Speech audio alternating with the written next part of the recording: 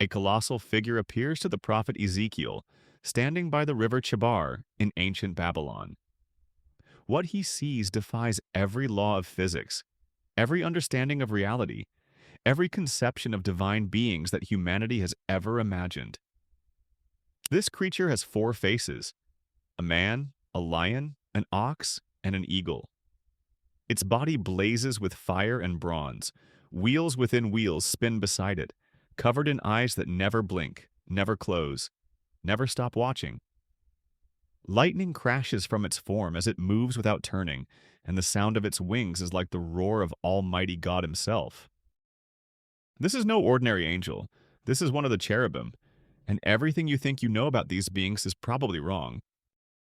For centuries, artists have painted them as chubby-cheeked babies with tiny wings, floating innocently around nativity scenes. But the biblical cherubim are something far more terrifying, far more magnificent, and far more mysterious than any Renaissance painting could ever capture. They are the guardians of God's throne, the keepers of divine secrets, and possibly the most powerful beings in all of creation. Yet their true nature remains one of the greatest enigmas in religious history. The very first mention of these creatures comes at humanity's darkest hour. Picture the scene: Adam and Eve, cast out from the Garden of Eden, looking back one final time at the paradise they've lost forever. But they cannot return. Why? Because God has placed cherubim at the east gate, wielding flaming swords that turn in every direction, ensuring that no human will ever again taste from the tree of life. This isn't a gentle guardian angel watching over sleeping children. This is a divine enforcer, a being so powerful that it can deny entry to the very creators of human civilization. But here's where it gets interesting. The Hebrew word cherub doesn't actually mean what we think it means. In ancient Mesopotamian cultures, the very civilizations that surrounded the biblical writers, similar creatures were called caribou, which means one who intercedes or one who brings near. These weren't just guards, they were intermediaries between the human and divine realms. They were cosmic bridges, beings who existed simultaneously in our world and God's world, serving as conduits for divine power and presence. Hey everyone, I'm Professor Archive, and if you're fascinated by the hidden mysteries of ancient texts and forgotten histories, you've found your home. Before we dive deeper into this incredible mystery, I'm curious, where in the world are you watching from right now, and what time is it where you are? I love knowing that we're all coming together from different corners of the globe to explore these ancient mysteries. Drop your location and time in the comments below. Now, let's talk about what these beings actually looked like, because the biblical descriptions are absolutely mind-bending. When Ezekiel encounters them, he struggles to find human language adequate to describe what he's seeing. He uses the word likeness over and over again, as if he's seeing something so alien to human experience that he can only offer approximations. Each cherub has four faces. The face of a man represents intelligence and divine image. Humans are, after all, made in God's likeness. The lion's face symbolizes wild strength and royal power. The ox represents domesticated strength and sacrifice. Remember, oxen were the most valuable sacrificial animals. And the eagle's face embodies swiftness and the ability to soar in the heavens. Together, these four faces represent the totality of creation: humans, wild beasts, domestic animals, and birds of the air. But their faces are just the beginning. Their bodies burn like coals of fire with lightning flashing between them. They move at the speed of thought, appearing like flashes of lightning. Most unsettling of all, they're accompanied by wheels, but not ordinary wheels. These are wheels within wheels, and their rims are covered entirely with eyes. Hundreds of eyes, thousands of eyes, all watching, all seeing, all aware. The ancient rabbis had a fascinating interpretation of these eyes. They believed that the cherubim could see through time itself, past, present, and future simultaneously. Every eye represented a different perspective, a different moment in history, a different possibility. This is why they were perfect guardians of divine mysteries. They couldn't be surprised, couldn't be fooled, couldn't be deceived, because they saw everything that was, everything that is, and everything that ever could be. But here's where the mystery deepens. The cherubim don't just appear in Ezekiel's vision. They're woven throughout the entire biblical narrative in ways that most people never notice. When Moses builds the tabernacle, the portable temple that the Israelites carried through the wilderness, he places golden cherubim on top of the Ark of the Covenant. These aren't decorative elements, they're functional. The space between their wings is called the mercy seat, and it's literally where God's presence dwells among his people. Think about that for a moment. The most holy object in ancient Israel, the Ark of the Covenant, which contained the stone tablets of the Ten Commandments, Aaron's rod that budded, and a jar of manna from the wilderness, was topped with figures of cherubim. When the high priest would approach this sacred space once a year on the Day of Atonement, he would be standing directly beneath these cosmic beings, speaking to God from between their wings. But the rabbinical traditions tell us something even more remarkable. They believed that these golden cherubim would actually move. When the Israelites were faithful to God, the cherubim would face each other, their wings touching, creating a perfect canopy of divine protection. But when the people rebelled, when they turned away from their covenant with God, the cherubim would turn away from each other, their backs facing, their wings withdrawn. The very posture of these beings reflected the spiritual state of the entire nation. Archaeological discoveries have only deepened the mystery. Throughout the ancient Near East, archaeologists have uncovered countless depictions of winged creatures that bear striking similarities to the biblical cherubim. In Assyrian palaces, massive stone sculptures guard temple entrances, beings with human heads, lion bodies, and eagle wings. In Egyptian temples, similar creatures protect sacred chambers. But here's what's fascinating.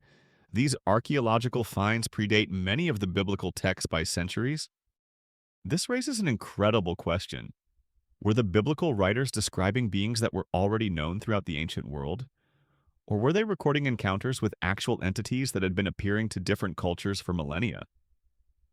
Some scholars argue that the consistency of these descriptions across cultures and centuries suggests that ancient peoples might have been encountering something real, something beyond their ability to fully comprehend or describe.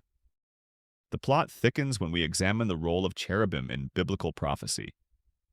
The prophet Isaiah has his own encounter with these beings, though he calls them seraphim, literally burning ones. Each has 6 wings, 2 to cover their faces, 2 to cover their feet, and 2 for flying. They cry out continuously, "Holy, holy, holy is the Lord of hosts. The whole earth is full of his glory." But here's the detail that sends chills down your spine. Their voices are so powerful that the foundations of the temple shake, and the entire building fills with smoke. Isaiah is terrified. He cries out, "Woe is me, for I am undone. I am a man of unclean lips, and I dwell among a people of unclean lips, for my eyes have seen the King, the Lord of hosts." But then something extraordinary happens. One of these burning beings takes a coal from the altar with tongs, flies to Isaiah, and touches his lips with it, purifying him for prophetic ministry. The creature that terrifies him becomes the instrument of his calling. This reveals something profound about the nature of cherubim. They're not just guardians or throne bearers, they're agents of transformation. They don't just protect divine holiness, they can transfer it, impart it, share it with chosen humans. They're bridges between the untouchable holiness of God and the fragile mortality of humanity. Medieval Jewish mysticism, known as Kabbalah, developed elaborate theories about the cherubim. They believed these beings existed in multiple dimensions simultaneously, serving as living manifestations of divine attributes. The Kabbalists taught that there were entire hierarchies of cherubim, each responsible for different aspects of divine governance. Some controlling the movements of stars, others governing the cycle of seasons, still others managing the intricate balance of justice and mercy in human affairs. But perhaps the most startling theory came from the medieval Rabbi Nachmanides. He proposed that the cherubim weren't separate beings at all, but rather different manifestations of a single cosmic consciousness, a divine mind that could fragment itself into multiple forms while remaining unified. This would explain their apparent ability to move in perfect synchronization, to act as one while appearing as many. Christian theology added another layer to the mystery. Early church fathers like Pseudo-Dionysius developed detailed angelological hierarchies, placing cherubim in the highest rank of celestial beings, just below the seraphim. They taught that cherubim possess the fullness of divine knowledge, not just information about creation, but actual participation in the mind of God himself. But here's where things get really intriguing. Some early Christian texts, particularly those found among the Gnostic writings, describe encounters with cherubim that go far beyond anything in the canonical Bible. The Gospel of the Egyptians describes a cherub that shapeshifts through various forms, teaching secret knowledge to select disciples. The Apocryphon of John presents cherubim as guardians of hidden wisdom, beings who test human souls to determine their readiness for divine revelation. These non-canonical texts raise fascinating questions about what information might have been lost or deliberately excluded from the biblical canon. Were there traditions about cherubim that were deemed too dangerous, too mystical, or too complex for general religious instruction? Modern UFO researchers have proposed perhaps the most controversial theory of all. They argue that the bizarre, otherworldly descriptions of cherubim, the wheels within wheels covered with eyes, the ability to move at lightning speed without turning, the radiant light and electrical phenomena sound remarkably like contemporary UFO encounters. Could ancient prophets have been attempting to describe advanced technological beings using the only language available to them? This interpretation suggests that what we call angels might be representatives of highly advanced civilizations, beings whose technology appears supernatural to less developed cultures. The eyes covering the wheels might be sensors or cameras. The lightning and fire might be propulsion systems. The multiple faces might be different interface modes for communicating with various species. While this theory remains highly speculative, it's worth noting that the biblical descriptions of cherubim contain technical details that seem almost scientific in their precision. Ezekiel meticulously describes the mechanics of how the wheels move in relation to the beings, how the spirit of the living creatures is in the wheels, how they can change direction instantaneously without rotating. These aren't the vague, metaphorical descriptions we might expect from purely mystical visions. But regardless of how we interpret their nature, one thing remains clear. The cherubim represent something beyond ordinary human experience, something that touches the very foundations of reality itself. They appear at crucial moments in the biblical narrative, guarding Eden, overshadowing the ark, transporting God's throne, purifying prophets, revealing divine mysteries. Quick question for all you amazing viewers out there. What's your profession? Are you a teacher, a scientist, a student, an artist? I'm always fascinated by the diverse backgrounds of people who are drawn to ancient mysteries like this one. Let me know in the comments what you do for work and whether these biblical mysteries relate to your field in any way. The contemporary implications of cherubim studies extend far beyond academic theology. In an age where we're discovering thousands of exoplanets, where we're seriously searching for extraterrestrial intelligence, where we're developing artificial intelligences that may soon exceed human cognitive abilities, the ancient accounts of cherubim feel remarkably relevant. These beings challenge our assumptions about consciousness, intelligence, and the nature of reality itself. They suggest that intelligence might take forms we can barely imagine, that awareness might operate on scales we can't comprehend, that the boundary between the physical and the spiritual might be far more porous than modern materialism assumes. If we take the biblical account seriously, the cherubim represent a form of consciousness that transcends individual identity while maintaining personal characteristics. They're simultaneously one and many, individual and collective, temporal and eternal. They experience reality from multiple perspectives simultaneously, process information at speeds that appear instantaneous to humans, and move through dimensions that intersect with our physical world but aren't limited by its constraints. Some contemporary theologians have suggested that studying the cherubim might prepare us for eventual contact with genuinely alien intelligence. If consciousness can develop along radically different evolutionary pathways, if intelligence can emerge in forms that bear no resemblance to human cognition, then the cherubim might represent our earliest recorded attempts to grapple with truly non-human awareness. But perhaps the most profound mystery about the cherubim isn't their appearance or their abilities, it's their purpose. Why do beings of such incredible power and knowledge choose to serve? Why do entities that could presumably exist independently commit themselves to carrying God's throne, to guarding divine holiness, to serving as intermediaries for lesser beings like humans? The traditional answer is love. The rabbinic writings speak of the cherubim as beings of pure devotion, creatures whose every action flows from overwhelming love for their creator. They don't serve because they're compelled to, they serve because service is the natural expression of perfect love. Their terrifying power is always in service of divine compassion. Their cosmic knowledge is always directed toward divine purposes. This suggests something remarkable about the structure of reality itself. Power in the divine economy exists to serve love. Knowledge exists to enable service. Even beings of unimaginable capability find their highest fulfillment in selfless devotion to something greater than themselves. The mystery deepens when we consider that humans, according to biblical theology, are made in God's image, the same image reflected in the man face of the cherubim. This suggests that human beings have some connection to these cosmic creatures, some shared essence or purpose that links us to the very throne of divine reality. Could it be that humans are meant to be earthly cherubim?